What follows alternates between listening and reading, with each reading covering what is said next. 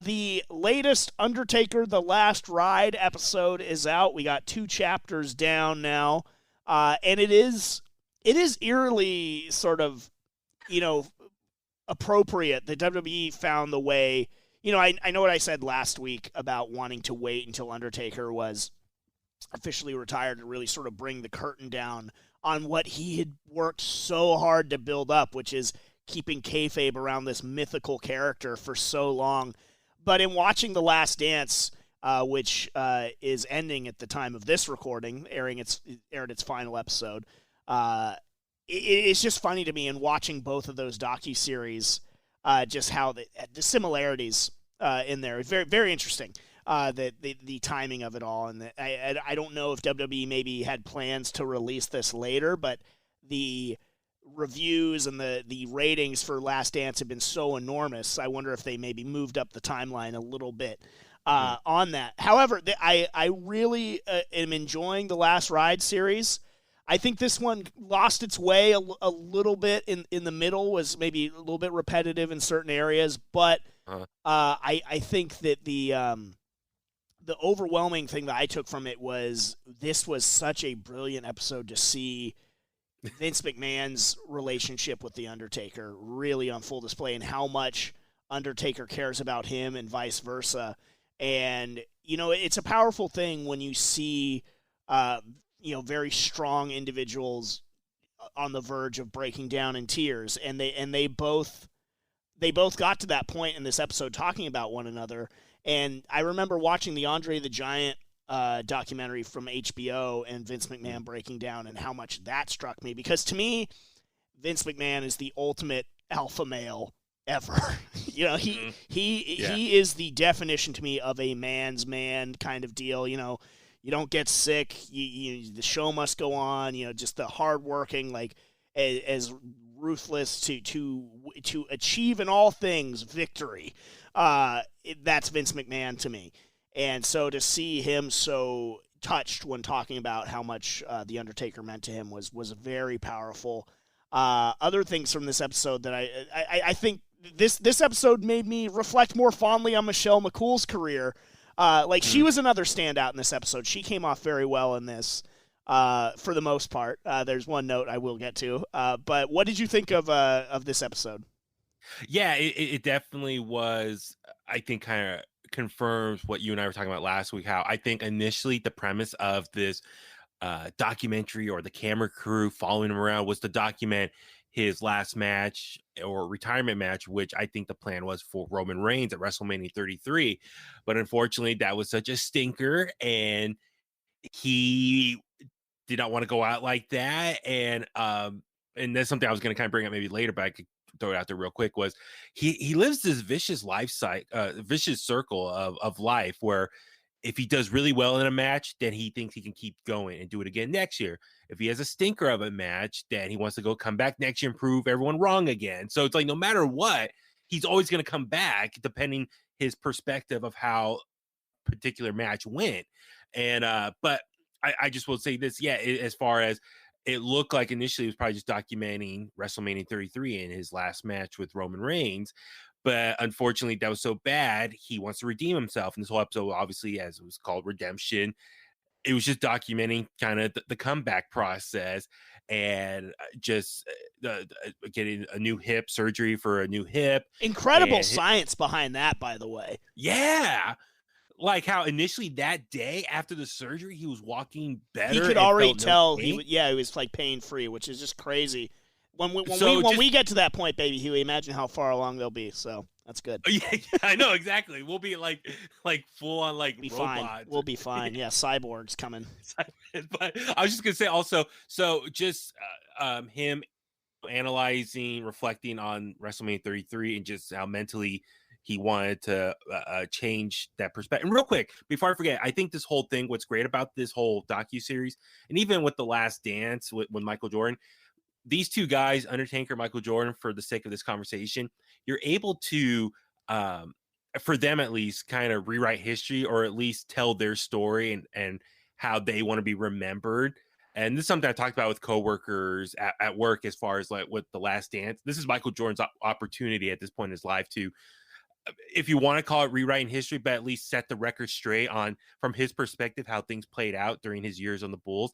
Now with this documentary on the Undertaker, because he's been so quiet, so serious to kayfabe and keeping things private, he's now opening up and at least explaining from this documentary what's been going on in the last like 3 years of his career. So it's really interesting that he's finally kind of setting the record straight of what's been going on. So anyway, but as far as the narrative, it's about the surgery and then the comeback and the training and then his relationship with his wife and how she's just been helping him along the way, and Vince McMahon, that relationship, and then ultimately we saw like the latter part of the episode was just the match with John Cena that we were there at. So we could touch on that in a second, but it was all interesting stuff. But yeah, some of it did feel a little repetitive.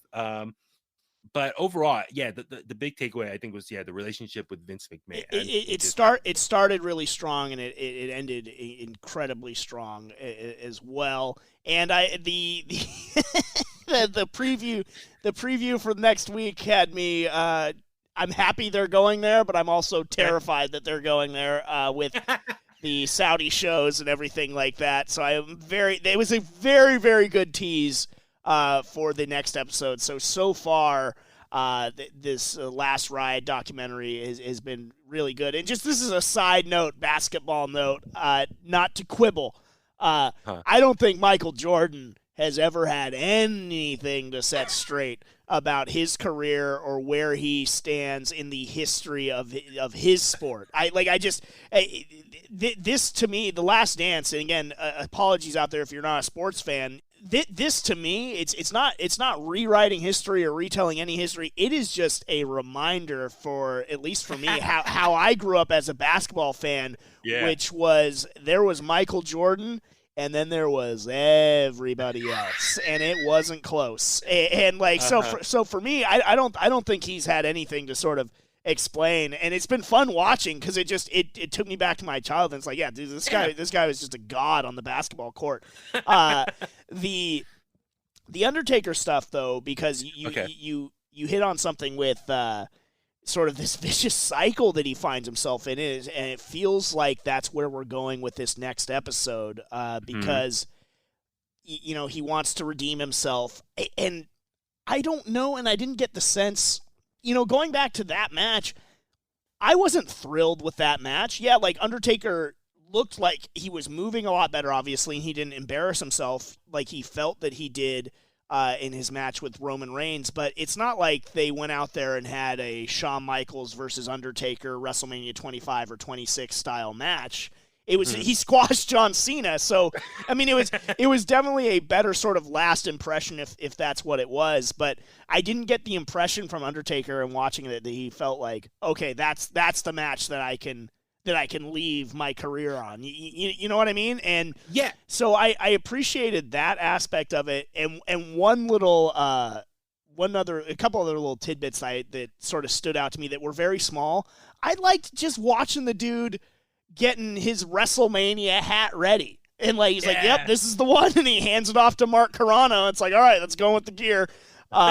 Just little stuff like that was a very cool window into him, and just I love the conversation with him and Roman after he had the match with John Cena, where Undertaker was just like, I'm sorry I didn't have it last year. It just was it's such just a really cool picture into the mindset of the Undertaker and the professionalism, how seriously he takes it. It's elevating a person who I already hold in very high esteem in terms of what he's done for the wrestling business. Well, I was just going to say a couple things as well. It was like, one, it was cool kind of reliving WrestleMania 34 in New Orleans, because we were there. That was like our second WrestleMania. You and I got to cover and stuff. So it just brought back some cool memories, because like it just, not to geek out, but they say he showed up the night before and, reminded me of what you and I were doing that night before.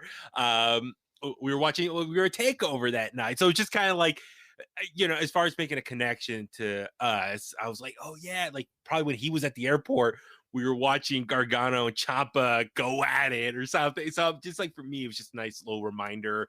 And then watching that, we saw that match in person, and like, let me ask you this: the fact that it was like a squash match. I mean, we got to look at the story that they were trying to tell. Cena kept calling him out. And so Undertaker comes out and just kicks the crap out of him. Like, listen, I still got it. That's, I think, kind of the story they were telling. But do you think that was kind of a favor from Cena to Undertaker as far as a squash match to kind of help Undertaker get over how bad the year before match was? Like, Cena, whoever the powers that be who booked the match was like, listen, let's have Cena get squashed by Taker just to kind of remind people how much of a badass he is, and don't let last year's match with Roman set the tone. So, like, if anything, kudos to Cena for going through with that just to kind of help reestablish the legend that is the Undertaker. That was something that's how I kind of interpret the whole thing for that. And then the other thing too, I really enjoyed like the brotherhood, just the wrestling camaraderie, just behind the scenes stuff, watching them all interact with each other.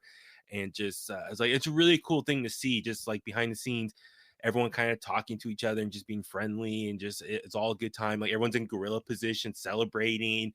Like, I thought that was just really cool. Like, I know it's breaking kayfabe so much, and everyone that you thought were enemies of each other were actually all hugging each other and smiling.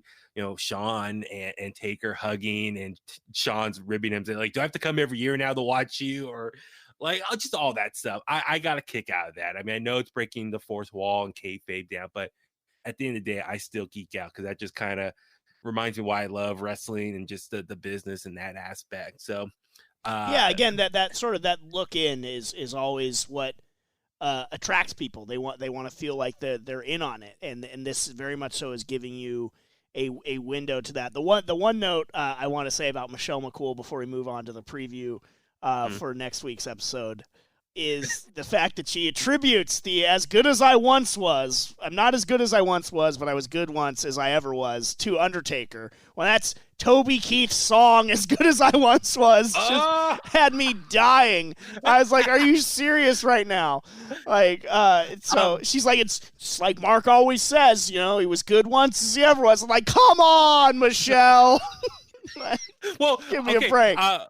Well, real quick before we move on, I just want to say I thought it was pretty cool. Like, I guess for the sake of like keeping things private, as far as Taker kind of training to get back for New Orleans, like, he literally took over an old warehouse in Austin, Texas, that they sent a ring out there. I mean, you look at like Edge in his documentary, he had to go to Pittsburgh, I think, or whatever, to work out or do whatever, and that's how rumors started leaking. Oh, he's doing something. For Taker, he was able to do it in his hometown and keep it secret that way. And then ultimately, like, they filmed that video of him working out and he sent it to Vince, and it's like, I'll see you in New Orleans. Yeah, and he ripped off Toby Keith there.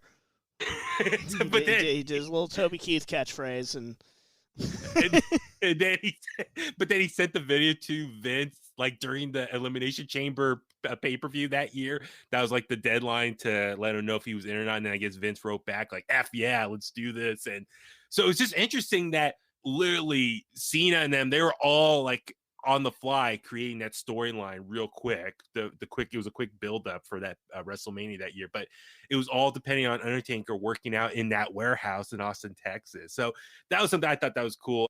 One thing I do want to say is, as we hit on the fact that this highlighted the relationship between he and Vince McMahon, is the amount of trust the Undertaker had for Vince, that he had his best interests at heart.